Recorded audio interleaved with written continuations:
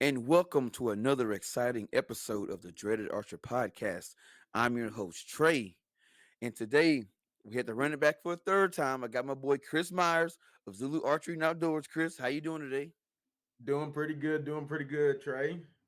Man, that's what's up, man. It's been a minute since I've even dropped the episode. I want to say a couple weeks. This is the first episode of 2024, man. Happy New Year. Happy New It, Year. it's been a rough year. 2023 was rough towards the end for me. The hunt season did not go the way that I wanted it to go. End up not getting anything at all, so eating tag soup.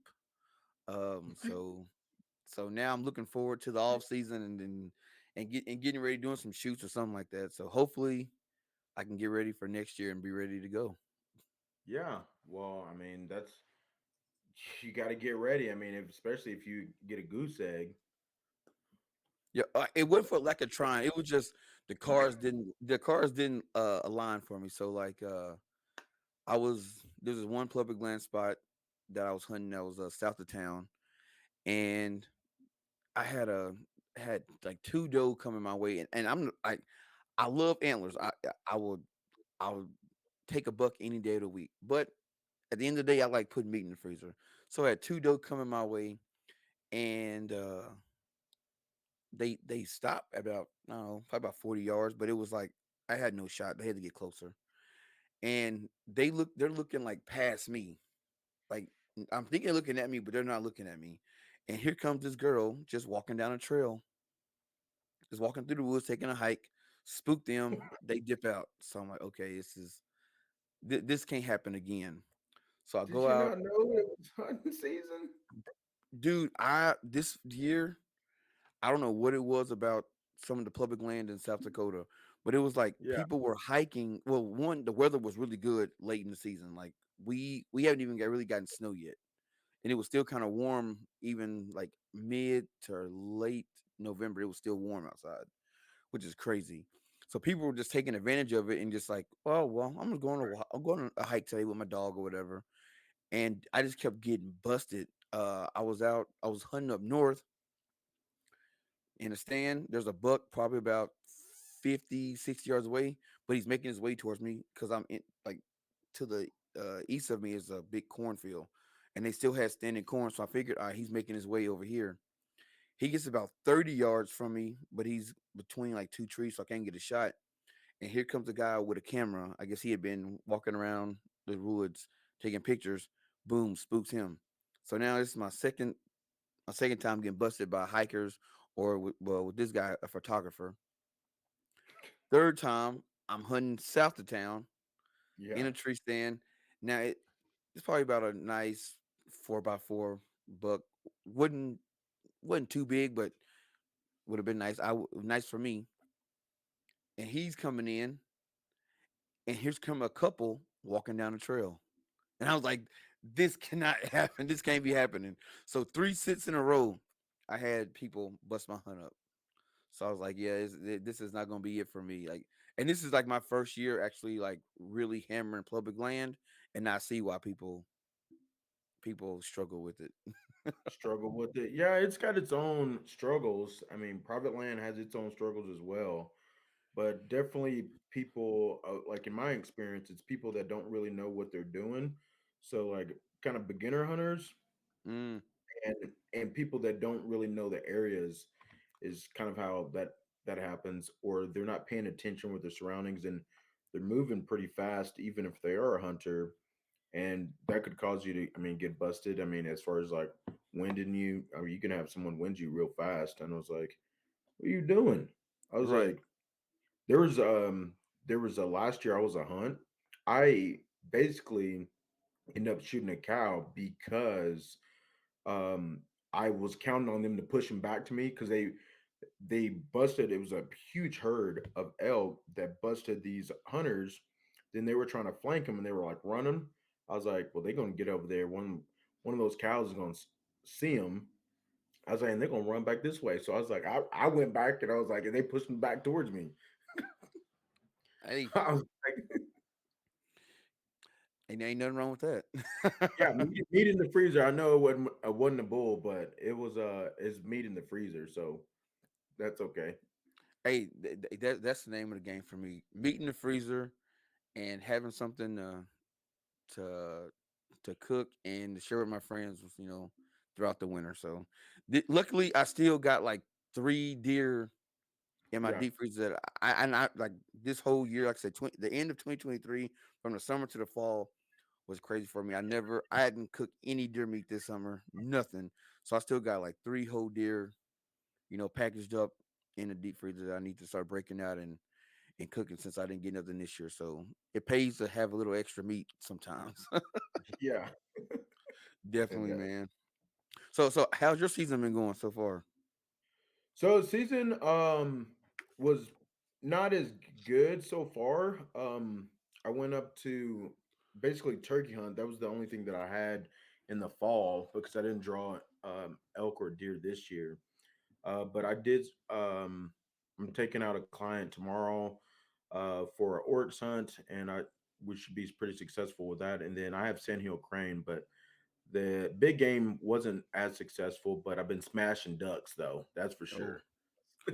see, I got to get back into duck hunting, man. Like I did it when I was in college, and I have not done it since. And my boy Rex is always telling me, "Dude, we got to get out and do a hunt." And my boy Paul, I can't hadn't had time to fit to go. And then and last was it last summer, dude, I bought like 6 dozen decoys, and I have Oh yeah, I even I've yeah. done nothing with them. They're in my storage unit. I've done nothing with them. I have no idea. I was like, I just got 2 dozen because there's this deal online, and I was like, "Pff." So I'll take out a huge spread, and I'm like smashing them, and then you speak that love language. Call Yeah, me and speak that love language. I can't. I can only do a feeder call. Like my only call that I can do that sounds halfway decent is my feeder call. Everything else sound like I'm just quacking for no reason. Yeah. Man. So, but yeah, that's a minute. So, like, season's not really over for me yet, but so ducks have been pretty good. Turkey wasn't so fall turkey wasn't that good, and then this oryx. So I have a client. We should be pretty successful. I'm pretty prepared for that. And then San Cray I have next weekend, and I plan to limit out on the San Crane as well. Now I've heard that the sandhill crane they call it the ribeye in the sky. Is that a fitting name for it? Oh man, it is amazing too, and it's amazing how like they're just monsters. Like you think and you see him like pictures of them, or you see him up close, and you're like, or from afar, and you get up on them, and like that thing is massive. So, and then the meat is just, it just melts in your mouth. I almost say it tastes like a waterfowl, but if I had to compare it to an animal, big game animal, I would probably compare it to either an oryx or a elk. They're just amazing. So elk backstrap or oryx backstrap, that's what San Diego crane tastes like to me. That's wild. for for for you to compare a duck or not a duck, it's a crane to like elk or something. It must be good. Yo, Oh see, man, I'm going crazy here because I got a new puppy over Christmas, and he that has not learned that when Dad's doing a podcast, chill out. Now the older dog is trying to tell him, "Yo, chill out," but he's bumping into the camera and running around. Just like, come on, bro. yeah, yeah. Oh man. But yeah, the main topic of this show here is you know now that my season's over, I know, there's hunters all over the country that still, out hunting. My brother, he's over in Arkansas, and they go till February. But for the guys like me whose season's over with, it's time to start prepping, you know, for next season.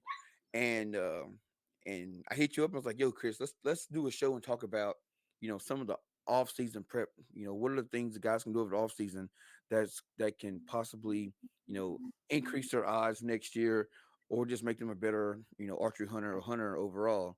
And you was like, "Yo, let's get it done, man."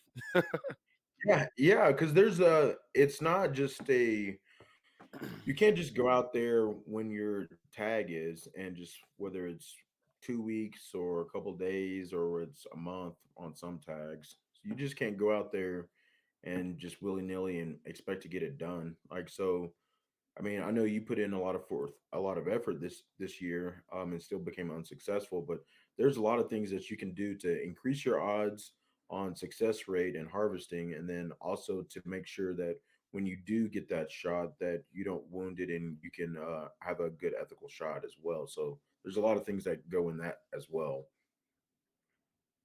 Oh yeah, I know a lot of guys that they don't even like once the season's over with, they bow goes into his case, goes in the garage, and they literally do not pick that bow up until maybe a week until the next season comes up. And then they get dialed in at 20, 30, 40, 50. Now I'm good. And they probably shot, Twenty maybe arrows, 20 arrows, 20, 30 yeah, arrows. That's about maybe it. 20 arrows. And then expect to go out and shoot. And that's it. It's like, nah, you can't do that.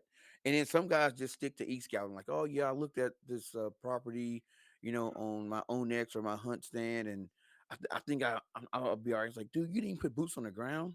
You don't got no game cameras up. So it's You like, got to put boots on the ground because things, a lot of things change, and those the game cams don't tell you everything either. So, no, not at all. I mean, they tell you a lot, but you need boots on the ground. I'm telling you, pretty soon, and I was supposed to do a show about this, but the guest that I had to reschedule, so it's coming soon. But there's some cameras that are coming out that are AI, like powered by AI technology, that can tell Really? you, yeah, that if you put like 4 or 5 cameras out, all those cameras talk to each other. They can identify a deer based on his rack and his makeup, basically Yeah. what the deer looks like. So it's like facial recognition, and it will categorize that deer in its own folder with all the pictures, and then it will let you know, like, all right, this deer was at camera one at 5 o'clock a.m. At 8 o'clock a.m., it was on east side on camera six, and it'll basically use all the pictures of the deer and information it has, and it will basically it'll give you the deer's pattern. This is where he goes every 3 or 4 days. Boom, this is where he's at. I wonder if it will like basically import that information on how to pattern it and put it in Onyx Map, so you didn't even really have to. That's almost like cheating, but I mean, But, that well, takes a lot of fun. If I just go, I'm like, I'm gonna go directly where it's at. That takes some of the fun and the frustration out. yeah, well, I don't think it'll tell you exactly where he's at, but it'll kind of give you like, all right, every 3 days he walks by he's in front of camera five at 3 p.m. So if it can give you that much data and you know that, okay, every 3 days he's here, and you go back and look, yeah, yep, every 3 days he's here, depending on the time of the year, you might be able to intercept him. All right. Well, at 1:30, he was at camera one. So you can get him between camera one and camera five, and then boom, you intercept him. Then you just gotta make the shot. No, because I was like, so there's I think I told you in the past that there was this old buck on a property down in Texas, and we kind of knew exactly where he would be. He showed up 20 minutes before shooting light, 20 minutes like 20 minutes after sunrise in the morning, and then 20 minutes before sunset in the evening. And that dude would do it like clockwork every like 2 days. And I literally had to make like a 46-yard shot between like a bunch of trees. It was not a good shot. Well, I missed him, but I had to literally thread the needle. But I knew he was going to be there. But the Yeah. anticipation of like what time he was going to be there was like, is he going to come early today? Is he going to come like right when he normally comes? Like the game cams said, what time he's been there, and the anticipation is what I like. I mean, I was down hunting deer in New Mexico, and I was sitting in this watering hole. This buck had hit, and a cougar showed up, and I was like, "Well, this." I was like, "He ain't coming tonight," because I was like, I might as well pack it up, and it was like probably 5 o'clock or something. I was like, he's not coming because it's like there's cougar scent all over this watering hole. I mean, you don't think he would have just kind of popped in? No, Nah, not with the cougar cougar. there. No, that cougar went all around. Oh, they know like yeah he's in the area.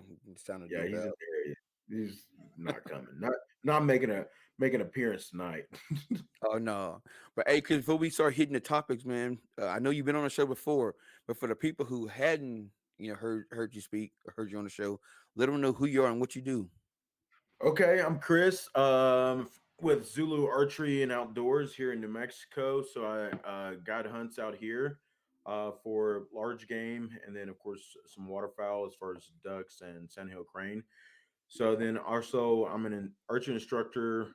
So I teach archery lessons as well as to give people camping trips and hiking trips as well. So if you want to just go on a regular camping trip or your hiking trip, I can take you on that. We can go do a survival school as well, so we can basically camp and then give you some fundamentals of how to survive in case some of your technology malfunctions, and then we kind of culminate that with the peak of it and guiding, and then being successful. And so I'm a pretty successful hunter. Been hunting for a while, and then I'm originally from Texas, but I got adaptive to the New Mexico way to style of hunting, and I love it and I enjoy it because it's a spot and stock out here, and I that that anticipation of, hey, am I going to get it if I hike 20 miles?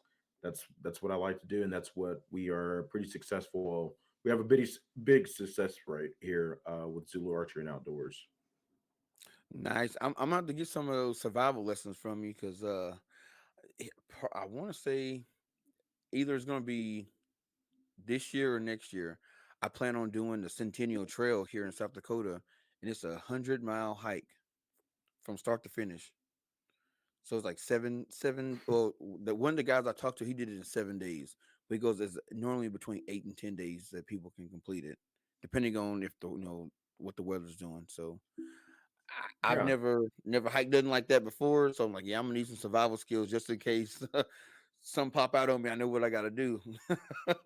Yeah, I mean, it's because it's all basic fundamentals, and it's kind of things that people forget as far as like, um, hey, always take up backup ladders. I have waterproof matches. I have striker, fire starters and different types of strikers.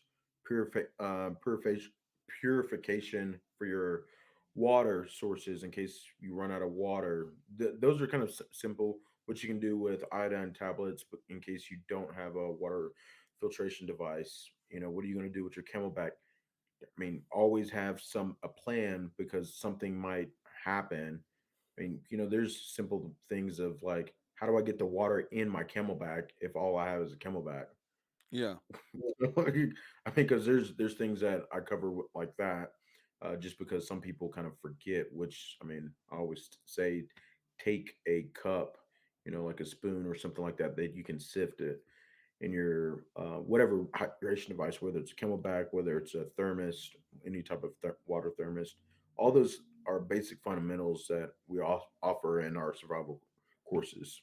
And then, of course, we have different levels as far as beginner levels, intermediate, and advanced. And so, if you want to do something more advanced, like navigating off the stars without GPSs or Garmin watches, things like that, we'll go in advance. yeah. See, I'm gonna need all that. I'm gonna need all that training because the last thing I want to do is get out there, start walking, and get like 30 miles in and realize, oh, GPS dead. Oh, lost my map. Yeah, I'm just walking, man. GPS do make it easier, but I was like, those things do die. I mean, Yeah, so for example, like the beginner, I kind of focus on what they should have and for just to be adequate, and then kind of redundant systems. So if you take for example, like a battery bank type of charger to charge your phone or your any type of Garmin GPS device, I'm like, well, one thing is I always make sure it's a solar powered. But and then of course, what happens if you don't have the the sun out? sun. Yep. clouds. If it's overcast and you're not getting sun, but I mean, there's different things that we discuss, like things like that. That's what's up. That's what's up. So for the 2023 season, did you try anything new this year? Like any new tactics? Did you hunt any new properties? Like what new strategy did you implement this year for the hunting season? So I would say I did to try to diversify the company as far as where we're comfortable of going. We did a little bit more up north because I'm more comfortable down south in the Gila, south of New Mexico. So I kind of went up there and scouted a little bit more and went with other friends on hunts. So I explored a little bit more up north to be a little bit more versatile based off of like what people want as far as what the clients want. So if they want to go north or south, I'm a little bit more diversified in that. So I did that, concentrated on that, putting up game cams, kind of seeing, learning the area, the terrain. Of course, in the winter months, it gets colder up there by the Colorado border, so it's a little bit different as far as like how it is hunting down south. Oh, see, I I hammered public land this year, like because unfortunately, me and my girlfriend, we broke up, so lost a lot of hunting land there. But so I had to I had to switch to hunting public land, and I did it a little bit in the past, but this year was like I knew like okay, I need to figure this out because if I want to have some success, I Yeah, gotta figure it out. So I had probably about 5 or 6 places or walk-in spots that I had, really done my research on. I walked them. I had a couple game cameras right. out, but I think by having so many places, I overthought a lot of stuff. So I'm like, okay, the wind's good, so I can hunt here or this. I can hunt this stand or this stand. Oh yeah, but see, this is a 30-minute drive. That's an hour drive. I'm losing. Like it was just, and then I would overthink it so much that either I would not end up going, or I would just pick somewhere and end up being a crappy hunt. So this year my whole plan is to zero it out, and we'll talk about that later on in the show. Oh, But that's hunting. I was like, sometimes yeah, you just think it's ends up being crappy. That's hunting, and that's what I like about hunting. That's what I don't want to give people a false hope. Is like sometimes it's crappy. Sometimes you the animals don't do exactly what you think they're going to do, or what they're in history or supposed to do. But sometimes you have those crappy hunts, and that's part of the resilient that Zulu Archery and Outdoors is really emphasizing on being resilient, because there's going to be bad days. I mean, there's going to be early mornings, long nights, or long evenings, and lots of walking, lots of hiking, lots of time, like we said, boots on the ground, because that's how we get successful. But we try to basically reduce that margin of error right. and increase our chances of succeeding. So, and that comes from a lot of different things, because, but if it sucks, that's hunting. Yeah. And that's what sucks because like I would go on a hunt and then I'd meet up with some buddies afterwards and they're like, "You get anything?" And I'm like, "Nope." And they're like, "Dude, you done been on like 7 or 8 hunts and you ain't got nothing." I'm like, "Hey man, that's hunting, dude. Like it ain't." And like none of my friends that I have here are really hunters. Only a handful of them, but the ones I kick with on a daily basis, they don't hunt. So they think it's like going out and just you see a deer, boom, you got it. It's like, nah, it's way more than that. Like you don't see deer more than you do. Yeah. Do you hunt or do you hunt? Do you hunt? Yep. Yeah, right. And I'm like, I'm out here hunting, but I ain't saying nothing. Hey, by the way, that people still talk about that. Like, man, do you hunt or do you hunt? Like, dude, dude, our first show we did that. People love the crap out of that, bro. Yeah. Do you hunt? Yeah. Do you hunt? Oh man. So if a hunter came to you and said, "Hey Chris, man, I had a terrible season this year. I want to get ready for the next season. What do I got to do?" What's the first thing you're gonna tell them? So the one thing I'm gonna suggest is like to go out in the non season. So whenever it's out of season, and I'm gonna just kind of see what is it. So, you know, shed hunting, that's a key indicator. Putting up cameras, knowing doing so we're doing all that type of stuff, but then also looking at the geography. So what I typically do is go over what they did before and became unsuccessful, and then what I would recommend. So knowing the watering holes, what the type of terrain is doing. So like, of course, you're going to have the snow melt in some areas, and then you're going to have tanks that are empty, which are not going to be successful. And then looking at the history as far as what is the probability of water being there when it's in season, because there's sometimes I don't even go to tanks that are labeled on the map because I know there's going to be no water there, and Right. no sense of wasting my time going that direction looking for water. So that's the one thing I would say I'm going to focus on the most, because there was some type of thing that they did. So winding, because just getting the shot is a lot of work, but doing the geography as far as knowing where to go and what the animals was going to do, knowing about, do they like acorns, do they like pecan, I mean, whatever they are feeding on, berries. I was like, if you want to go bear hunting, I was like, I'm looking for the berries. So there's just different food sources that I'm going to look based off the animal, and then what is the natural vegetation and what are they have available. So I'm gonna go in detail about that, uh, if someone asks. I know. I know one thing that I always tell people because I chat back and forth all the time with this time of year with hunters, like seeing how the season went, and the one thing that a lot of guys tell me is like they sit down and they reevaluate the season, kind of like what did I do right, what did I do wrong, what could I have done different, and a lot of times as hunters we think about that, but only when we miss a shot, like oh what could I have done better to make that shot. But if you like me didn't get a shot this year, what are some things you could have done better, or what are some things I could have done better during the season? And one of the things that I came up with when I was doing my little reflecting this weekend was definitely really putting more boots on the ground and having more stand locations than what I did. And I did have the saddle, but I didn't practice as much with the saddle as I should have. So Yeah, like I was basically learning how to use the saddle while I was like trying to hunt. So like I think this summer I made a took I practiced with it maybe like 5 or 6 times, but I never really got that high off the ground, and I didn't have all the like equipment like to hang my stuff off my saddle. So like I was buying equipment as the season going on. Like I go on a hunt, all right, I need this.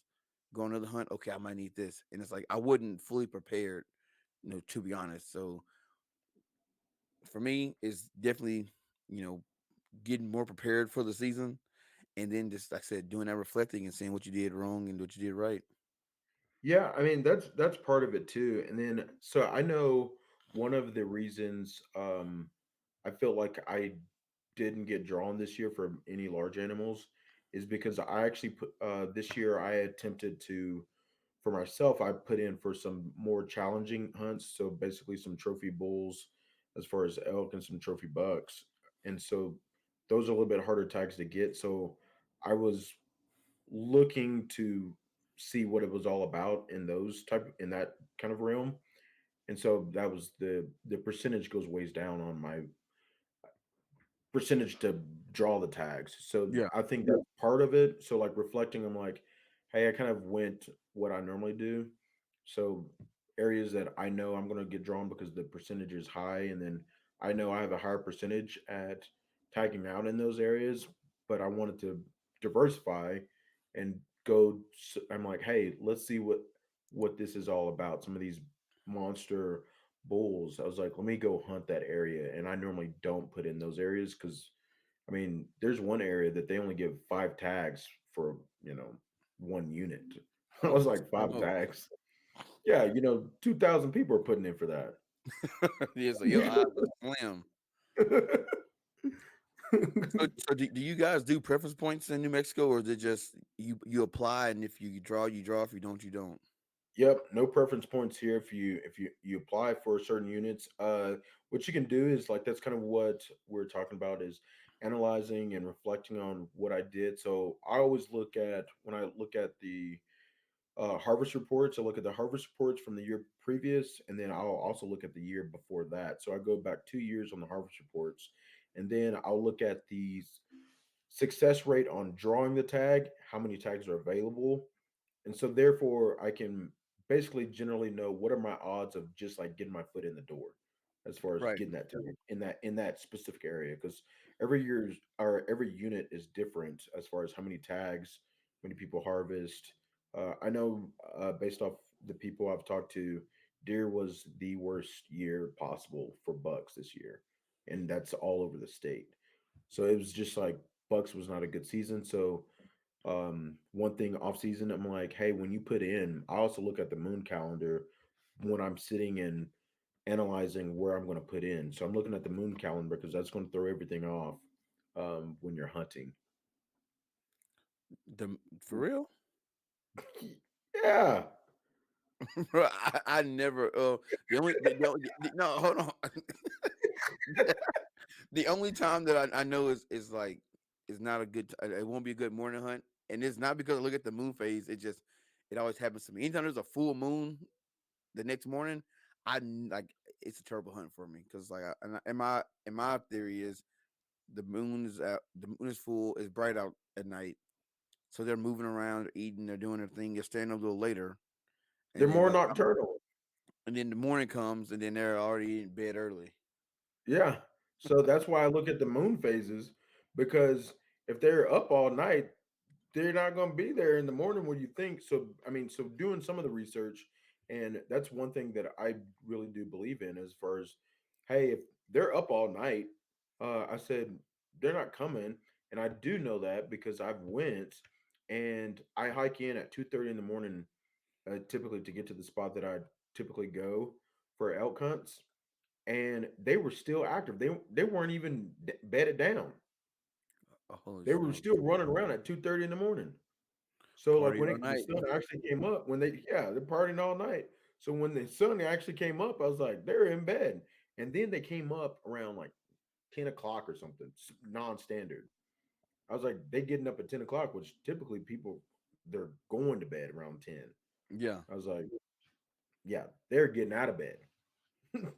So when people are leaving, they getting up. So Yeah. for all you listeners, do not hunt if there's a full moon the night. Don't hunt the next morning. Yeah. So like look at that. Like look at the moon phases, look at the calendar. I was like, it's public knowledge is very easy to do on a weather channel or any type of weather service. It was like that's part of how I predict my hunts because it's going to throw off. I mean, it's going to throw off the entire thing. I mean, you send the cows in a estrus, and that's going to make um their behavior change slightly. So that's why I'm going to base off my tags and the region because of that. See, I that's another thing I'm gonna do this off season. I'm gonna start learning the moon phases. You see, I've never added didn't add that to my preparation, but now it will be. Now you said something at the beginning when we started talking about shed hunting. Now here in South Dakota, that's a touchy subject to a lot of people because the time that people here when people go out to shed hunt, it's a it's normally during like the cold months. So you're looking at late February, going into March, and the deer are just. I mean, the weather is normally crappy, and a lot of people are. No, I'm not gonna say a lot, but there's a group of people that's like saying that shed hunting is bad because you're going out and you're looking for antlers, but these deer they're whatever wherever they're living at during the wintertime is where they believe that where they know they can have cover, water, and food. They found that particular spot, and people are saying that when you shed hunt, you push them out of that spot. Now they have to go find somewhere new that might not have all the resources that they need, so it could possibly hurt the herd for the upcoming season. How do you feel about that? So there is talk about that, which I do know that basically, as far as large game animals are typically going to stay within like a 2 mile circle in the wintertime or the colder months. The colder months, they're going to stay have their water, their food source, and their shelter all in them within the same small consolidated area. And you will push them out. But I typically, and I can only speak for here, is in New Mexico, we only go when they're not really in those winter months Okay. because the weather is really crappy. So people aren't getting out that much. And if it's cold, it's going to be in some hunting season. So that's another thing that, and the game wardens, it's just kind of a touchy subject. If you go out there and you look like you're a hunter and you with a game warden, it just like I don't really want to take those chances. I was like, for example, like if I don't have a tag, I'm not going out with my bow, even Yeah. though you can shoot like turkey or but it might cross seasons with like turkey and a large game in that unit. I'm like, well, I don't know. I mean, I just don't want to flirt with that line. Yeah. Oh, definitely. Because Yeah, you mean like like today, if I wanted to, I could take my bow out and go shoot squirrels and rabbits. But if a game warden see me walking through the woods with my bow, and archer season just ended, he's definitely gonna be like, "Hey, what are you doing?" I'm like, "Hey, look, man, I'm hunting squirrel and I'm hunting squirrels and rabbits." And yeah, it's, you're gonna have to do a lot of I'm proving. at, hey, I'm out there like I'm displaying. Hopefully, I have a rabbit or a squirrel with me. Like, look, that's what I'm hunting, man. I was like, you better not have a regular broadhead on there. Right? Yeah, you better have a judo. Was it judo broadhead for or the The small squirrel, games? yeah. And I think it's called like judo broadhead or something like that. Yeah, you better have one of them. You better not have a swacker or a sever on there. You have a sever on there, you getting in trouble. That's for sure. So yeah, Uh, I here we don't really have a problem with shed hunting. I'd say most people they do, and it's because that's what people are putting up their game cams. And it's I would say most people that are shed hunting are going. I would say starting in March to I don't know June. That's when most of the people do it here, and it's not. There's no snow on the ground here you see, ever. a lot of people here they go like during like when it's snow on the ground because it's easier to spot them. You know what I'm saying? Especially Yeah, if we get a nice snow, a nice couple good snows, and then all of a sudden they start seeing the antlers start dropping. Well, now he's like, okay, they're gonna be sitting right on top of the snow, but you know most of the time it's normally during as the snow's starting to melt, which is fine. To me, if once the weather starts warming up and you shed hunting, fair game. But I also think no, here, to help the herd, I think, and people gonna hate me for this, but this is what I believe. Maybe they should, and this is just for South Dakota. I'm not talking about across the country, just in South Dakota. Maybe have like a time period, like between January and March, no shed hunting. After March, fair game. And I know people like, nah, that would suck, but who wants to be out in negative 13-degree weather looking for sheds? I don't. I don't. Yeah, I don't. I don't. And I typically find sheds when I'm putting up game cams, so I'm not Yep. going when it's super cold. Um, it's just not a thing for me. So, and some people do. I know there's one guy. He's an older gentleman that I know. They were on an elk hunt, actively hunting an elk. They were stalking an elk, and he said, "I'm going to go shed hunting." And I was like, we're actually hunting. They have antlers too. Yeah, they got antlers too, and they probably and they not all chewed up and weathered. Yeah, yeah, weathered. It's crazy. But But I know some people like them. oh yeah, but I know here it is a good time because we're cooped up all winter. It is a good time to get out with your family and friends, and get back outside. To me, that's when it's time to shed hunt. Once the weather clears up, sun starts coming out, snow started melting, then get out and start shed hunting because we've been cooped up all winter long. So it's a good time to you know to to do that and find some trophies. Right. I mean, and that's typically when I go on mine. So I don't personally have a problem. And maybe that's because I can only speak for New Mexico and Texas, but that's the main reason. Oh yeah, for sure. So cameras. So I know in South Dakota we don't have a time when we can't have cameras in the woods. So like one thing that I love to do during the off season is like our season ended Monday. This weekend I'm going to be out putting up cameras, and for one reason, or the first reason is I want to see who made it. You know, there's a couple walk-in spots that I had cameras in where there was a nice 8 point down south that I would love to have got my put an arrow through, but didn't get a chance. I didn't even see them. And then there was a really nice 10 point that I saw up north that I saw him like twice during the hunt, and but he was never close enough to shoot. I would love to see if he made it, you know, through the winter or not, or if he made it through the season or not. So get as many cameras up as possible and just start surveying. And while I'm putting up cameras, taking the time while we got a little snow on the ground, you know, stuff is dead. You can see trails, game trails, walking through the snow. Maybe find some potential spots and mark them on my hunt stand app, and then in the spring go back out and check those spots out again. So like, do you put up a lot of cameras during the off season? So I do, but so I would say because of the law restriction as far as here, so you cannot have Wi-Fi cams here. So Yeah, you have to go pull them. And I don't have like a locking system for all my cameras. So I typically don't put them up as long as I want to on public land, is because I'm actually concerned that someone's going to steal them. I was like, if they yeah, have enough time, I was like, they can go to their truck. I was like, and get some uh um locks to break it, or as like to remove my camera. Which that's the one thing about honest hunters would never do that. It's like the people that are just, I mean, it's it's just it's terrible it's, people. it's, it's the It's crappy terrible hunters. people. Call them out. It's the crappy hunters.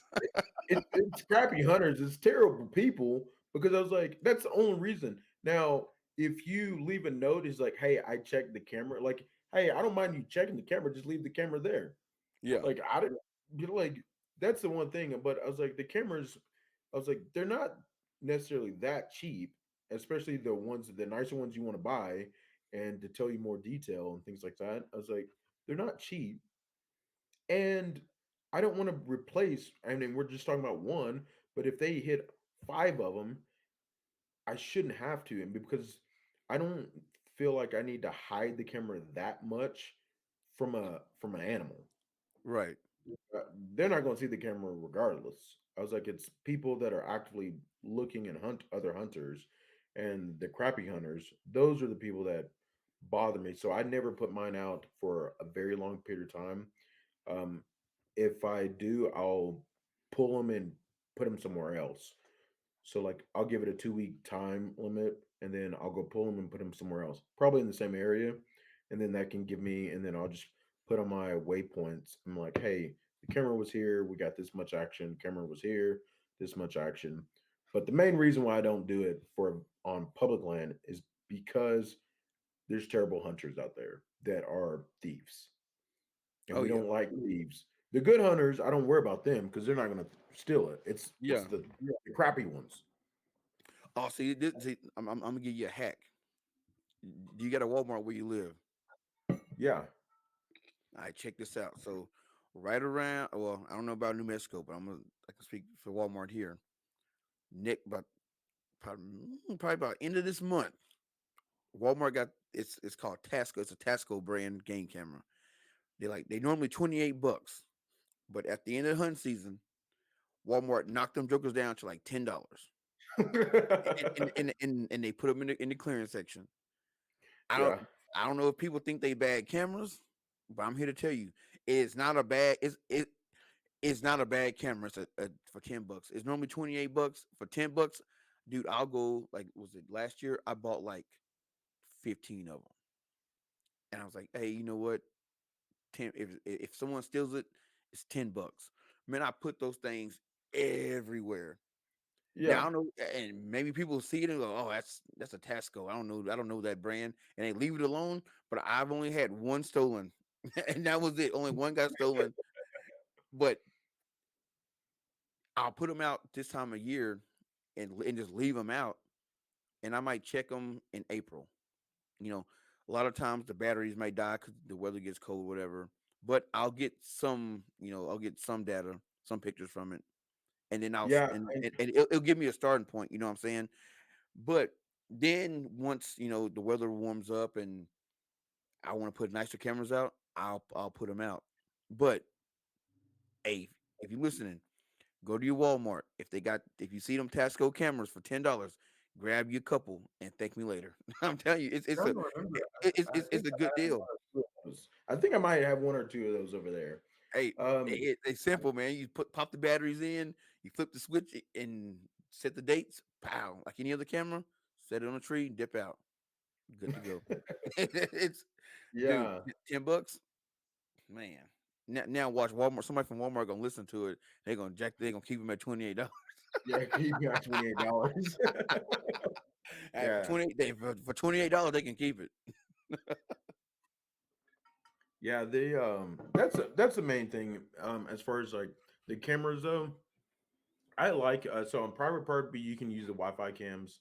So in Texas, a lot of people use because it's a lot of private land. A lot of people use the Wi-Fi cameras, which yeah, I can look at, the activity on my phone at home, 1,000 miles away type thing, and that's convenient, and I do like that.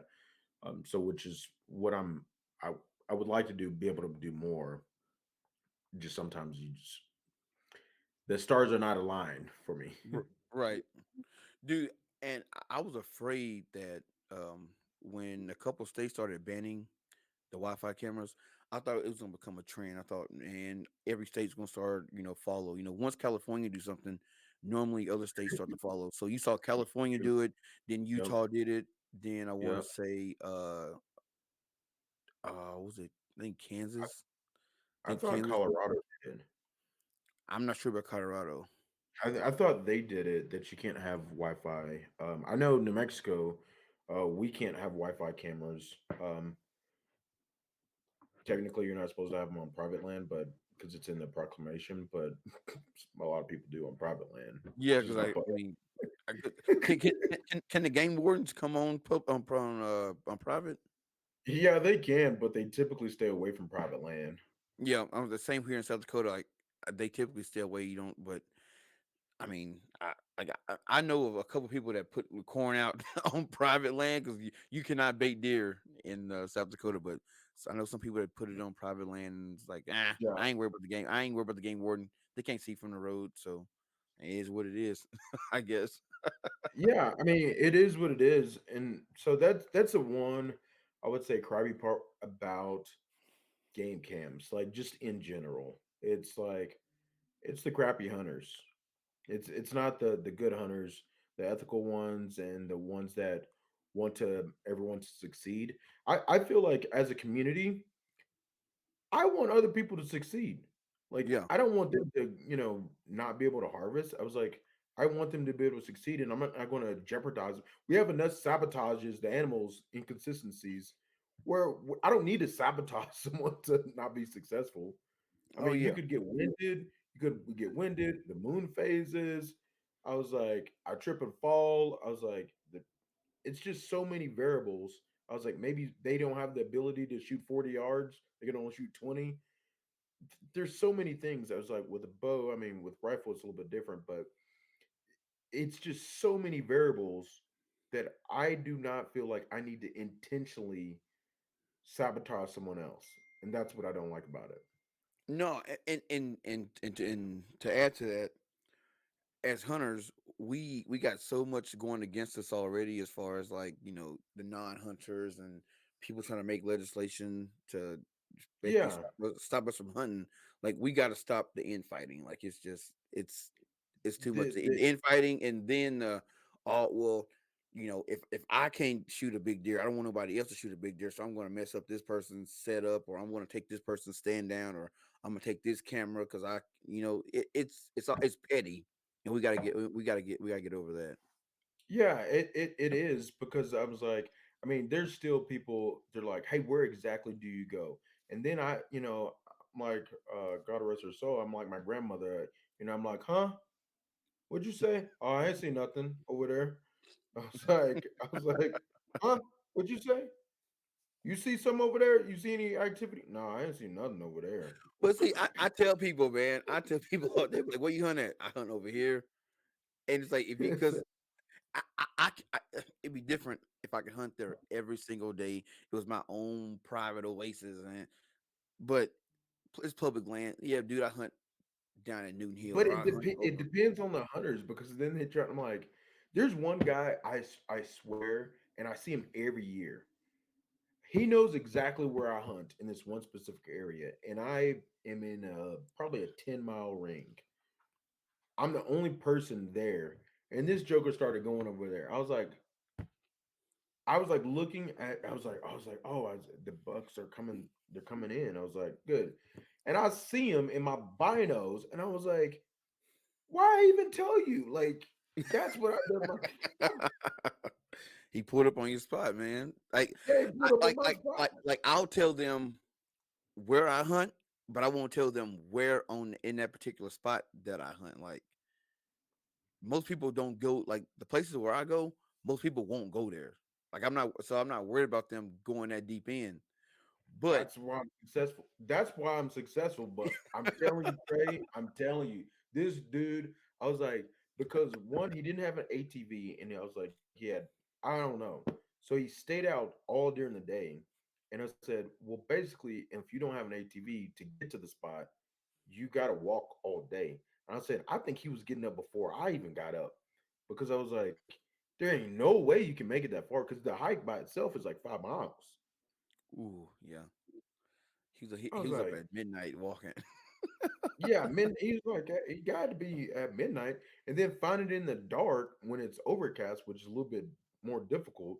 I was like, even sometimes with my Garmin, I get off course, navigating and walking in the dark, and it'll take me because I always estimate to come out, it'll take me about an hour to get in. It takes me an hour and 45 minutes in the dark, and that's just hiking. Just man, see, I just started hiking in the dark this season, like sticking to it and not being afraid to stay in, to get out early and to leave late. But I hate it though. I hate walking in the dark. Yeah, I know. I know. Especially, we have these New Mexican wolves that I was like, they just creep me out because I can't see. I said, I just got a headlamp on, and I was like, I hear him. I said, I just don't want to be like one of them horror movies. You get caught by a pack. Yeah, I said, Now, now, um, now, this is a little off topic from the show, but I saw it was a couple weeks ago that Colorado reintroduced wolves into the yeah, into there was a the lot of there's a habitat. lot of I was reading a lot of basically a lot of reviews and like podcasts and blogs and things like that and stuff on social media, and a lot of hunters are not happy about it. No, I because so here's my thing, and I guess I didn't read enough about it to understand it. But what was the reasoning behind it? Because it's like you're reintroducing an animal that's going to r- just devastate the hunting population. I mean, they're going to devastate the ecosystem. They're going to be the apex predator in that area. Right. So that's why a lot of hunters were so basically, you know, Game and Fish is going to basically tally and get, they do estimations on like basically from dying of natural causes and then through hunting season. And then now the predators weren't very high in that area, is what I read. And so the predatorial is going to basically reduce numbers. So in return, reduce a lot. But they were like a wolf type of habitat, I think is what was, and they wanted to introduce them to their natural habitat. That's why they did it, is what I read about. Like, was it hurt? Like with them not being in the habitat, was it hurting the habitat? They're just kind of a quality of life. I mean, just like if I put you in a homeless area, you think you're gonna want to survive very much? It's just the quality of life is not probably very good. If you're Uh, eating ramen noodles every day, like in college, no, my quality of life, kind of was terrible back then. So right. It's funny because like I ate a lot of ramen in college, like a lot of ramen. Now yeah, I eat ramen, but the ramen that I eat now is would I will buy me like hundreds of packs of the store in Walmart. I eat like the fancy ramen now. yeah, You I know, eat the I'm fancy. I'm a little bougie. Yeah, I'm a little bougie too. I eat the fancy. I was like, I had ramen earlier this week, chicken ramen, but it was the nice noodles, and it would had a rotisserie chicken inside of it. I was like, yeah, it was amazing. As my It was dad like a said, $10. it's like my dad said, it's a high-dollar ramen. Yeah, it's a $high ramen. I Hey, remember in college, yeah, my $high ramen was literally like probably 25 cents a $2. pack. Yeah, I thought $22 get you a bunch. It was yeah, $1 was just like, man, I put some Cheetos in it. Cheetos and some processed cheese. Yeah, The hot sauce, man. yeah. But speaking of predators, do you do a lot of predator hunting during the off season? So I really don't, because we don't really have that many, and I think as I call it, natural selection, the predators don't really sustain or harm the hunting world that much. So as far as the large game, so we don't really have like so we have cougars, like there's cougars like right here by the mountain I live, and there's just not that many, and they're actually kind of scared of people, and they don't really do predator things. Coyotes kind of feed on the smaller game animals like rabbits and squirrels, but they don't really get in packs because we have coyotes. But I just don't really feel a need to get into it, and I don't think it's that fun. It's a different type of hunting. Yeah. Uh, It's just not that as much fun to me. Yeah, I know here they do a predator bounty. So they do like you can turn in a tail. So like coyotes, I think they give you like it's like $5 to $10 a tail. I think up to $500 per person in the household. So I know a lot of kids get involved. So like my boss, his son, he does a lot of trapping with coyotes and coons and uh that's pretty much all the predators that we have here is gonna be coyotes, and the coons is more for the pheasants than anything because that's a big money maker for the state. Yeah, So a lot of guys go out and do a lot of say coyote hunting, pheasant hunting, not pheasant hunting, but coon hunting, trapping, and all that. And the state makes it fun because they got the bounty, and then there's all different. A lot of the different like processing places will have little contests and stuff like that to just encourage people to bring in like the hides and stuff. And then we have like the fur bearer people here that come out and they'll buy you coyote pelts and all that. So they make it fun here in the state. I've yet to get out and do any kind of predator hunting because I just never got into it. But I wouldn't mind yeah, it. I wouldn't mind shooting a couple coyotes and making a fur coat or something. yeah. We don't. I do. So like I do buy cougar tag, mountain lion tag here is because mainly it's for my sanity and in case I do run across one, you, I can legally shoot it with a. I mean, if they're in your personal space, all the game wardens that I've previously talked to said if you're defending yourself, if they're within like 100 yards of you, then you're allowed to shoot it without a tag. But I never want to flirt with that boundary, so I normally just get it's an over the counter tag, so I just get the predator tags and just attach it to my license. Oh, nice. So Yeah, another thing that a lot of guys fail to I guess do during the off season is gear inspection. I know, oh yeah, and I'm it's and like we I'm talked about at the beginning. People pull out their bow in the case the week before, hey strings I'm all frayed. weak and dirt like dirty bow. I'm guilty of it. Like, not that I put my bow up and don't use it, but I just shoot, and I'll say maybe I'll tell you, like a week before attack, maybe 2 weeks before attack, or any kind of 3D shoot that I'm going to do, I'll take it to the bow shop and get it maintenance, and then I won't get it maintenance again until maybe a month before the season starts, or maybe a couple weeks, depending on what kind of time I got to get to the archery shop. But I don't. I'm very bad with my maintenance on my bow. Uh, so that's one thing that I'm going to do this year to definitely, you know, I don't know, have a better functioning bow is to, keep the maintenance up on it. So I mean, maintenance is I never really hardcore really think about it because I consistently do it. But one thing is I do encourage people to do is like take it to your bow tech at least once a year, do a thorough bow tech, make sure the cams are timed, make sure that strings are waxed, and on a daily, or I would say a weekly basis, depending on how, or I guess depending on how often you shoot, some bi-weekly, maybe once a month or something like that, wax your strings.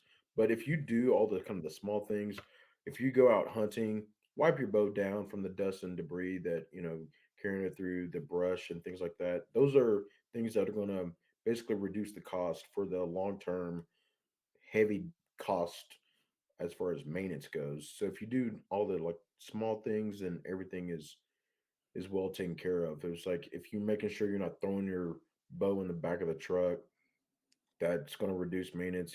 Cams being untimed, your rest being off. I was like sights being banged up and things like that. So just kind of take care of it. I mean, I was I I have several ladies that I because I call my bows ladies. It's like I treat them like ladies. I was like, or treat them like your grandmother.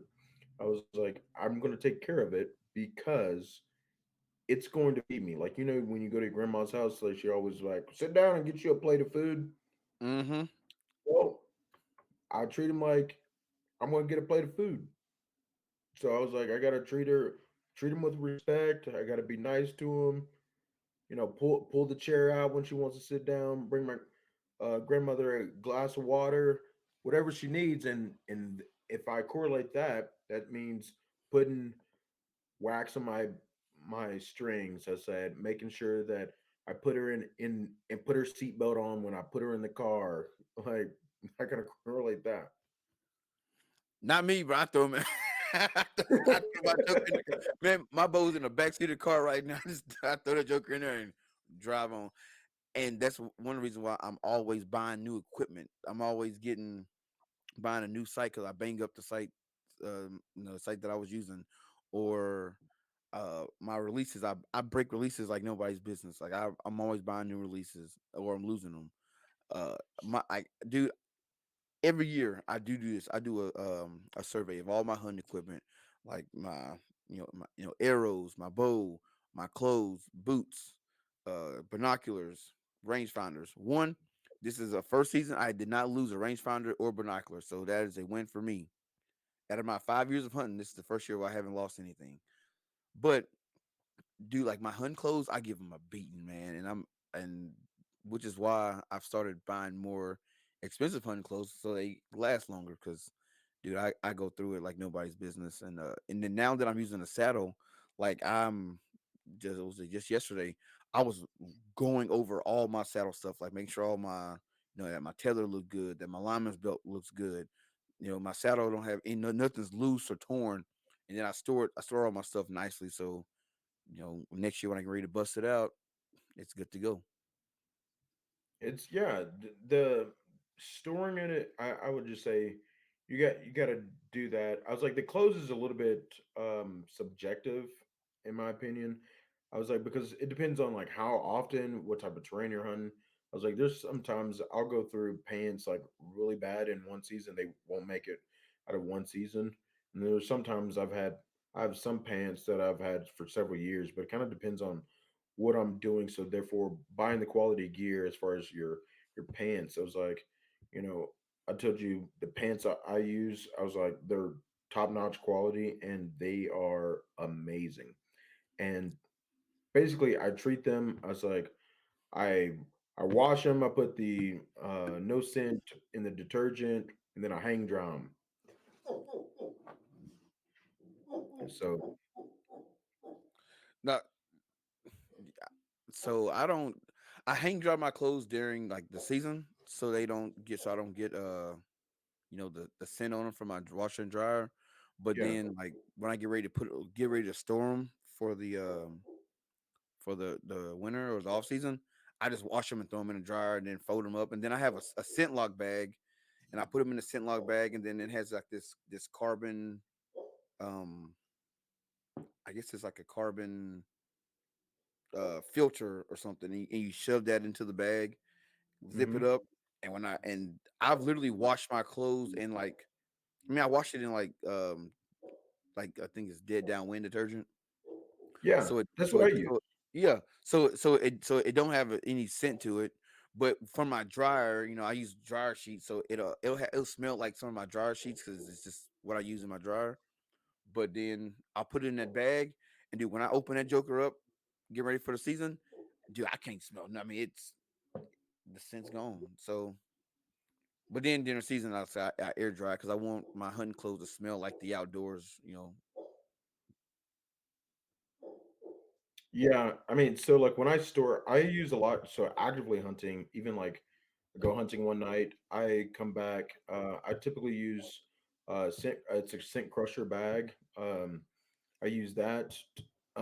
If I'm drawing before I store them for the year, I use in my jar, but I actually clean my washer and dryer out with like some tablets and stuff Yeah, to get rid of the fragrant stuff. And then I use the dead downwind dryer sheets and I use the dead downwind detergent as well. So and then when I'm hunting, of course, I'm using the shampoo and conditioner, lotion. I've got everything from them. lotion. They got lotion. Yeah, they got lotion. What do Oh, you think? see, I'm going to put some. but I still rock my cocoa butter. Yeah, out there smelling like cocoa butter. You're high rock cocoa butter. You can't be. You know you have a bug that look at you like No, it's a not going joke, that bro. way I because know. that smells like cocoa butter. No, That is nothing natural. I'm There is no kidding, bro. cocoa. There's no coconut No, smell out here in the woods. I'm kidding. No, actually, I go in the woods ashy. You hunting on Like beach I don't be wearing no cocoa butter. That was a joke. cocoa butter. You know they look at you. Not going that way. I was gonna say I thought you South Dakota. You hunt on the beaches where there's No, coconuts. no, I'm kidding. That was a joke. Yeah, I do not wear cocoa butter when I go hunting. I don't wear no lotion at all. Like, For the record, all those listeners, don't go with Trey because he's gonna have some cocoa butter. You ain't. Well, I found the root cause. That's right? why you get zero because you're going out there with cocoa butter. No, I'm no, I'm not. I'm not wearing no cocoa butter. But no, but I have started like probably after my second or third season hunting, I really started taking my scent control like seriously because at first, no joke, and I've said this on the show before, I didn't believe in it. I was like, man, there's no way. And Yeah. then I was like, actually had a buck. This is like my second year hunting. It was a nice buck walking towards me, and the wind was in my face, and he literally went around and got in my scent cone. And as soon as he got in he put his nose up, and he was out. I'm like, okay, he can smell me, and that's when I started taking it serious. After that, I've seen animals smell someone from 3 miles away, and the wind was. I didn't feel like the wind in that terrain could travel that far because there was yeah. a lot of brush. It wasn't like an open plain. There's a lot of brush, and I was like, it clearly got a whiff to something, and it was not natural. Oh yeah, you might beat the eyesight, but you're not gonna beat that nose. That's just it's not. Uh, It ain't happening. Not at all. Not at yeah, all. So the next thing we have on our list is fitness and conditioning. This is a list that I'd made before before Yeah, while I was at work. But yeah, yeah. fitness and conditioning, and I know probably in the past hunters didn't take fitness that seriously, but I think now I would say in with probably in the last 10 years, it's become a big deal. You see Yeah. a lot of companies like Mountain Ops coming out, and they got different fitness programs. You got Hunt Eat Lift, and they got fitness programs. They got a whole community of guys that are serious hunters and serious about working out and being in the best shape possible. When it comes to when it comes to hunting and being out in the outdoors in the backcountry. So, like, what are some things that you do to stay fit during the off season? Well, so I'm still in the military, so I have still have to maintain PT test. Oh yeah, But PT. but Yeah, PRT. we got yeah, we got but so I do maintain because it's a different type of fitness. So I would say the main thing is I do is like archery. So I use thoroughbands mainly for my bow type of shooting. So like archery, I do use a lot of thoroughbands just consistently. So if you're just sitting there watching TV, I use thoroughbands just to kind of stay in the fitness as far as like getting back there because there's nothing worse than some of the people like, oh, I shoot 80-pound bows and then pull out the case once a year and then can't even pull it back. Can't pull it back, So or end up getting shoulder issues. yeah. So I use a lot of thoroughbands and then basically going to work out with your pack on. So working with your pack on, that's one thing. So like walking, hiking, just going camping or just doing whatever, have your pack on like what you're gonna put in there. Put some breaks in there. Doing that. If you don't want to do the traditional gym workouts, then I always highly recommend. And then even for every client that I say, I'm like, you have got to get in fitness.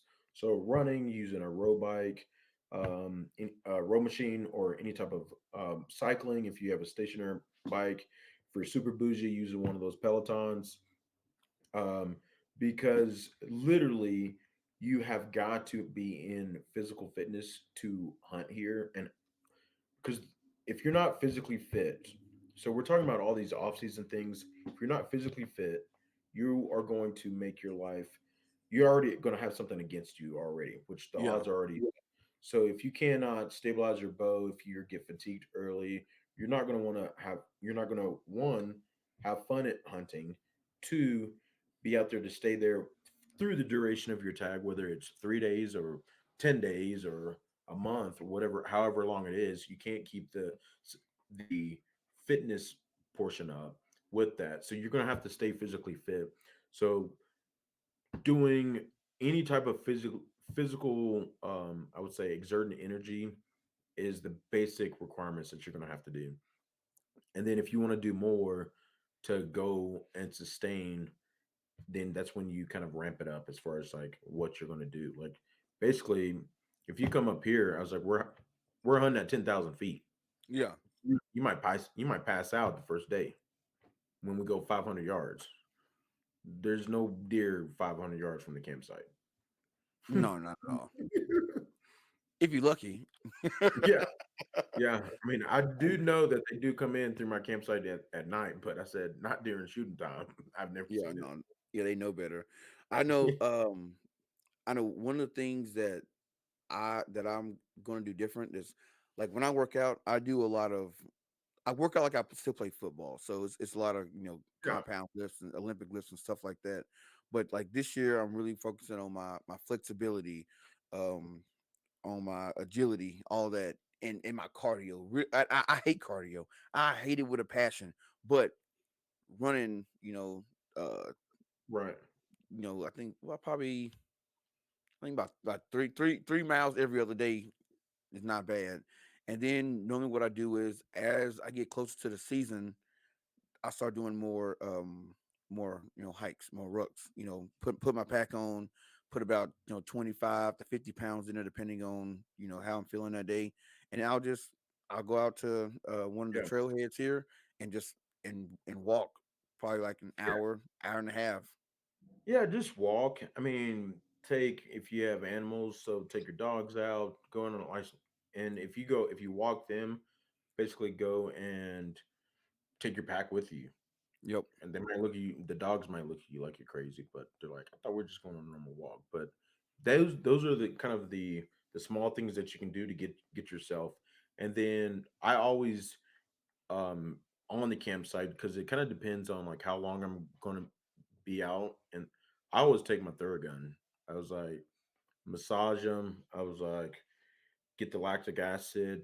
If you have a foam roller, use a foam roller because those are the small little things that you can do to keep your body in fitness when you're actively hunting, but then do it off when it's not in season. So off season, make sure you're doing the same thing to make sure your body is in physical fitness or physical shape to do what you're going to be asking it to do. Because sometimes it's tough. Oh yeah, I know there was a guy that I had ran into last year at the Iowa Deer Classic, and was talking to him about booking a hunt, and he gave me a little pamphlet, or whatever, and so got back home, started reading it, and they use horses, and they have a weight requirement. If you weigh more than 250, don't don't uh don't don't book a hunt with them. They won't allow you to book a hunt with them.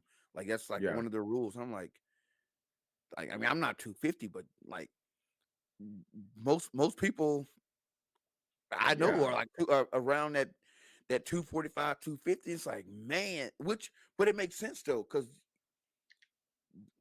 they're taking horses up the mountain. The horses are The horse carrying is only yeah, yeah they're they're carrying gear yeah they're carrying and the gear and you weigh that horse down so like I can see 250 being the threshold. So I was like, so what do you like recommend? I called the cat. I was like, hey, it's like, is this weight limit like is this like a strict thing? And he's like, yeah, we're strict about it because like we don't want to, overwork our horses. And he goes, I tell guys if you are at that 250 mark, you know, the best bet is try to lose another 15, 20 pounds 20 pounds. Yeah. before you come hunt. And I was like, oh dang. And here's another thing. Say you are because I know guys are like, well, fitness can't be that big of a deal when it comes to hunting. Think about this: you go on an elk hunt. All right, I'm not even gonna say elk. Let's say a deer hunt, and you hike in and you kill a monster buck. You don't own an ATV. You can't get your truck. You can't pull your truck right next to it. You got to pack that joker out, and that's it with a whitetail. Would you say minimum 3 trips? If you quarter them out, 3 to 4 trips, No, I can do a whitetail in 2 trips. 2 trips. All right, 2 trips. So let's say you are 2 miles in the woods. You 2 miles in. So that's 2 miles to the truck, drop off a pack, another 2 miles. Now you 4 miles in. Then you got to hike back with the rest of it. So now you 6 miles in. That's 6 miles that you got to walk. Yeah. If you're not in shape and you're trying to carry all that weight on your pack, you got your bow, you got your pack on, your pack got you got a quarter in, then you got the head. You might pass out. I will tell you, I thought I almost passed out um trying to get an elk out because I was trying to get a mount out. I was trying to get a mount. I had a I had a quarter and all the neck meat plus all my gear. My pack weighs like probably 20 to 30 pounds by itself without any of the meat. Yeah, So I was like, and I was going uphill. I was at around 8 to 9,000 feet, and I was about 3.5 miles away from my four wheeler, and I about passed out because I had to do it in 2 trips, and I tried to get the mount, the quarter, the neck meat, back straps, and my bow, and all the rest of the gear that I had. yeah, I said, I said, it's got to be like, I was trying to put like 2 or 300 pounds on my back is what it felt like. yeah. Dude, it's no joke, and that's why like so like this year I've taken my fitness like seriously. Like I've been working out twice a day. Um, I start well before the new year. I started like a couple weeks prior to New Year because I don't like New Year resolutions. I don't like saying, "Oh, I'm wait till January 1st to start doing stuff." So I try to Yeah, do it me like try to do it like a month to start a month before. That way, when January 1st hit, I'm hitting the ground running. I'm already in the routine. But like every morning, my alarm clock go off. I do not want to get out of bed. I'm like, I don't want to get up at 4:30. I don't want to go to the gym. And then I think when you kill that elk next year, yeah, is your ass gonna be able to carry him out? I'm like, yep. Let me get too. up. Let me get You up. gotta so the fitness, I mean, I kind of see, and I think that's more of a down south tree stand type where most of the time you can drive your ATV or UTV right up to the animal, Yeah, throw them on the back. And you're not really doing. Most people down south are not having packs of like food, water. I mean, they just drive back, 20 or 30 minutes, and then get whatever they need. So I think it's more of a typical tree blind down south stigma of why they don't feel like fitness is that. But I said Western hunting, I would yeah. say you have to be traditional Western hunting. You have to be in shape. Oh yeah, you hunting the backcountry, you got to be in shape because I know when I went to Colorado and elk hunting, dude, I drove 14 hours 14 hours there, and then literally got out the car and hit the trailhead. And 15 minutes in, we're going up side of this mountain, and I damn near passed out. I'm like, bro, we got to Yeah, stop. My back is locking up, my legs are cramping. Like he's like, bruh.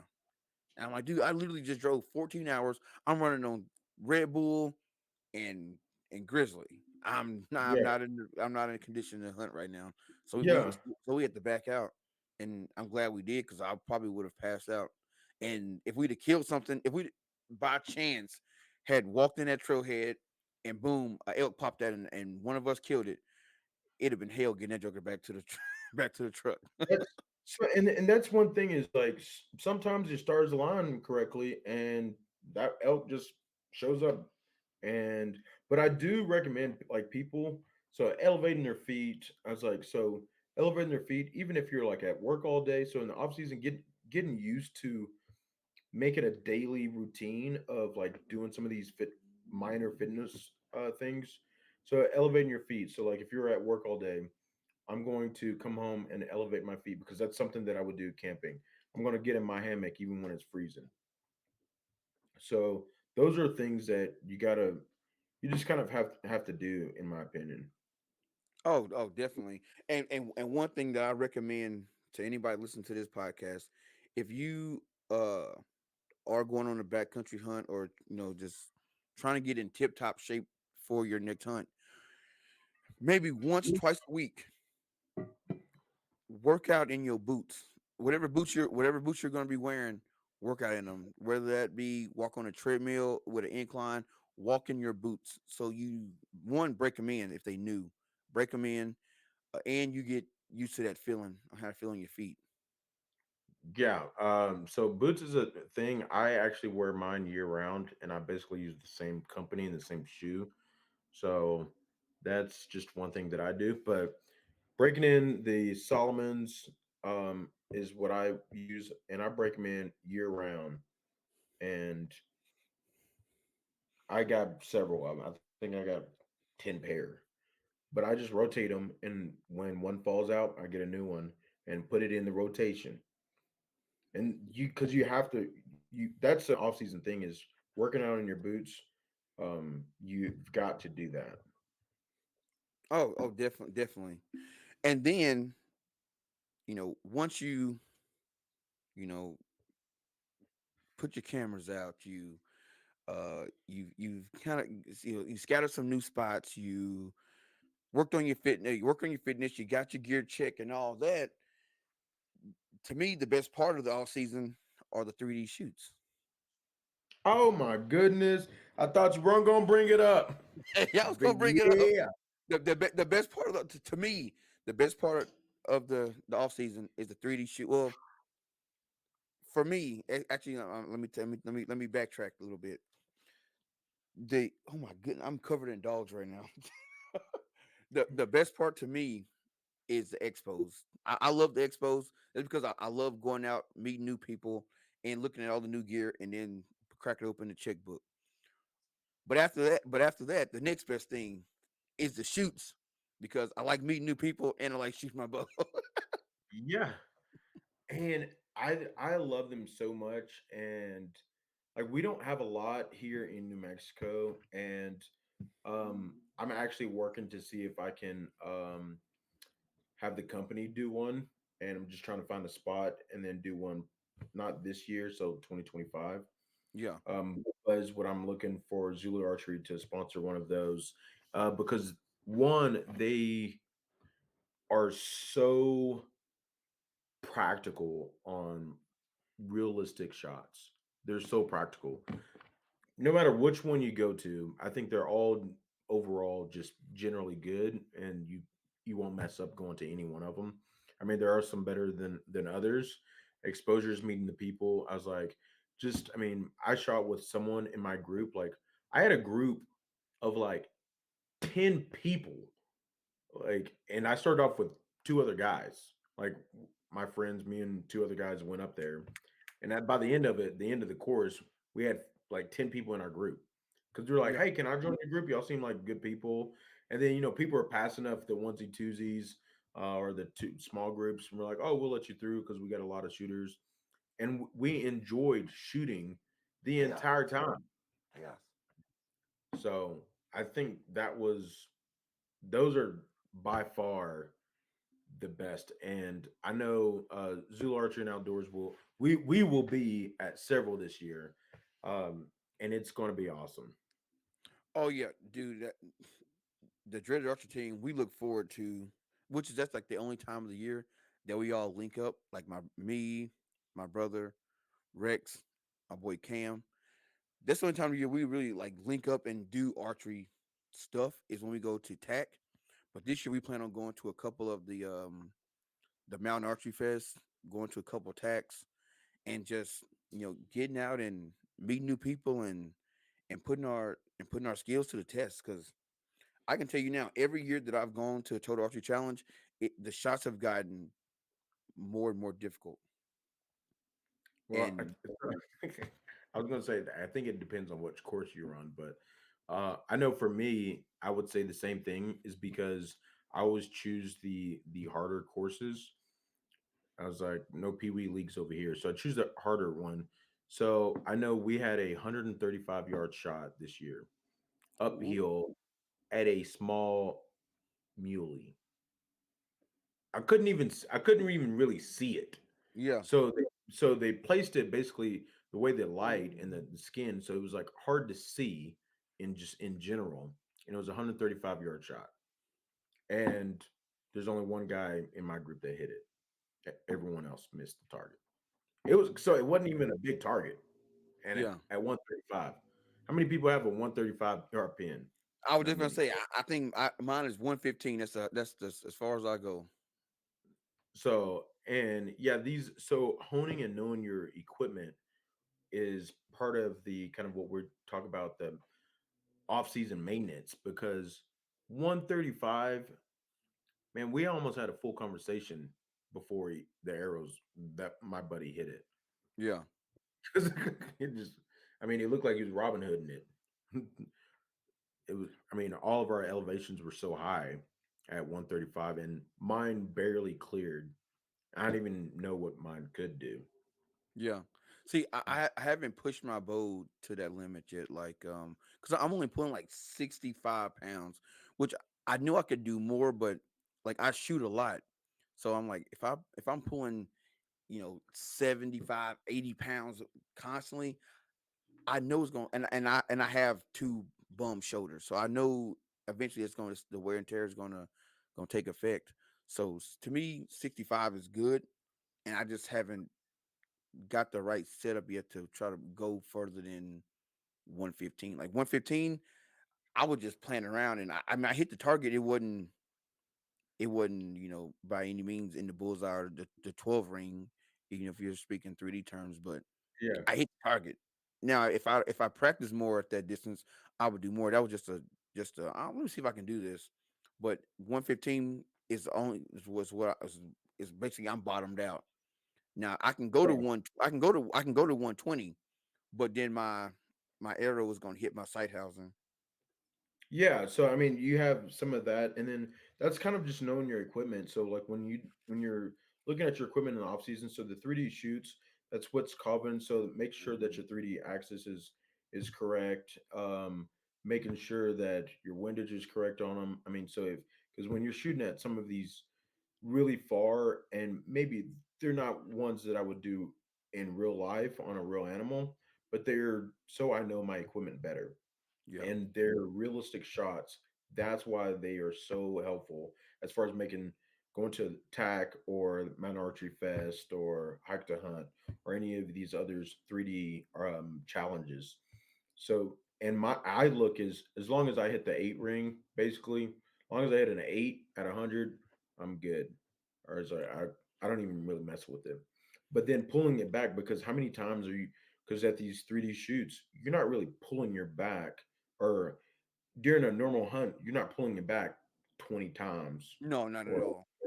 yeah, you're pulling it back maybe once or a couple times to practice it while you're camping, but that's about it. You're not pulling it back. So getting those muscles, so the fitness comes in hiking.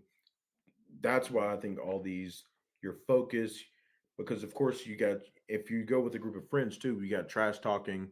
This is going to happen. So you got some type of, I would say, stimulant to make sure that you are spot on at shooting at those distances. So I love them. I know we're going to several. It's we're about to actually start publishing which ones we're going to, and it's going to be awesome. I'm still making a list because like I'll have a list and then I'm like, oh no, I want to go to this one too. I want to go to this one too, and I just gotta narrow the ones that we're gonna go to and make sure everybody's schedule is is suitable to attend. If not, I'm still going. If everybody else can't go, I'm still going regardless. But I would like for my team to go because they love it too. But we always make the Terry Peak Tack because that's kind of like our Yeah, annual thing we have to do that one because that's here in South Dakota. I go out yeah, and we see all our all my friends that hunt around the state and meet the people we met the previous year and just sit and hang out and I just love it. But uh definitely after talking to Brandon and Waddell, definitely I get out to some of the Mountain Archery Fest because they seem like they have a good damn time and I'm all about that. So I'm definitely I get out there and try some of his shoots. yeah. So that I was actually talking Armando from Bowhitch the other day, earlier this week. And so Mountain Archery Fest in Durango at Purgatory, that's one that's on my list, and I believe he's going. We're doing that. Total Archery, the Oklahoma. We're going to try to get up there to South Dakota as well. So all those are on our radar, and we're definitely looking at going to those because they basically hone your skills, fitness, accurate shooting, good time with a lot of people. That's kind of the name of the game. Oh, definitely, man. Hey, Chris, I've enjoyed talking to you, man. This is a great show. I'm glad we got to do it. We definitely got to do it again soon. Yeah, But yeah. man, we covered a lot of ground today. We did, and I always when you shot me a text and I was like, yeah, let's do it again. 2024. I was like, started off. I was like, we're doing good things. You're doing great things. I was like, we got a lot of stuff, and then the hunting community needs to know some of this stuff, and we need to get it out there. Oh, definitely, man. And dude, I don't know about you, but I know every year, like beginning of the year, I set some lofty goals, man, like for myself, like I and not necessarily with hunting, like oh, I'm gonna kill a monster buck this year. That's a goal every year. That's what I want to do every year. But like this year for the podcast, dude, my goal is to do 100 episodes this year. And Okay. last year I only did like I did 36 episodes last year. So I'm like, all right, Okay. this year I'm gonna do 100. So Okay, Star Wars. well, I was like, I'm gonna be probably like 5% of those because Hey, I'm coming let's back. do it, man. Hey, bro, I'm this is what I want to do. Me and you here. We're gonna do set up like a show, maybe like I don't know, like maybe once a month, once a quarter, Yeah, and then for boom, sure. just hit some serious topics. Boom, boom, boom. What's going on in the hunting community? Boom, boom, boom, boom. And it'll be like a special episode. Everybody can tune into. It'd be dope. Yeah. Yeah, I because it's gonna be awesome. The one thing I was talking about, I was like, I had told the Armando about you doing the live at one of the 3D shoots. I was like, let's do it. He was like, I want to be there. I was like, let's do it because man, there's just so many. I was like, with all the different contacts that we have and people that are out there and want to listen to us. It was like we got a lot of good stuff coming up for 2024. We're going to expand on that and get everyone's name out there. And it's just, I mean, it's a love relationship that we have for each other and then want people to do better and succeed, especially in the hunting world. Oh, dude, definitely. And that's why I love the archer community, man. Because no matter what event you go to, whether it be a 3D shoot, whether it be one of the expos or outdoor shows, everybody's so welcoming and everybody is just willing to I don't just come together, man. You know what I'm saying? It's amazing. And and me, I'm sure you feel the same way. I want like you said earlier, I want to see everybody win, man. That's why I can't stand all the infighting and the petty stuff. I want to see everybody win. I don't like I got buddies that they got people that they're going back and forth about, oh, you don't follow me and you didn't like my picture and you don't support me on Instagram. It's like, man, at the end of the day, scratch all that, man. We out here trying to hunt, promote the sport and make it grow and flourish, man. That's what it's all about. It ain't about likes, it ain't about clicks, it ain't about how many people listen to your podcast, none of that. It's about just coming together, enjoying the great outdoors and making memories, man. Yeah, for sure. Because I was like, the likes, I mean, those things are gonna fade. The memories are priceless. You can't put a That's tag on that. I that's was it, like, you man. might have a million followers, but at the end of the day, like, what impact are you gonna make on someone else's, life and their hunting experience and archery experience, whatever that they want to succeed in, but making an impact is what we want to do. And that's one of my things is like, hey, I want to make an impact about more people in the hunting business, and that's my overall goal right now. That is it, man. That is it. So, hey, Chris, before we get out of here, you got any last words for the people? So, hey, if y'all want to book a hunt, go to www.zuluarcheryoutdoors.com. We got merch, we've got a bunch of stuff up there. We got hunts, we got archery lessons, survival courses, camping, hiking, trips that we can set up for you out here in New Mexico or in some places in Texas. So just let me know and make sure you tune in for everything that we got going on for 24. And with that being said, Chris, I appreciate you hopping on the show. Yeah, We definitely got to do it again. And we this has will. been another exciting episode of the Dreaded Archer Podcast. I'm your host, Trey, with my boy Chris, and we are out.